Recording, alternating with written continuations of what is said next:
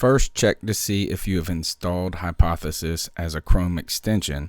Often it will appear right here at the top of Chrome.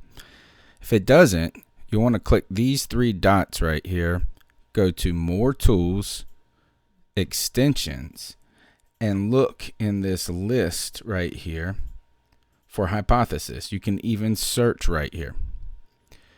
Now, if Hypothesis is installed and active, but still not displaying in Chrome, the next step is to organize your extensions by clicking this button right here, and to make sure that it is pinned, which means it will always be at the top, and you can even rearrange those pinned ones by sliding them around.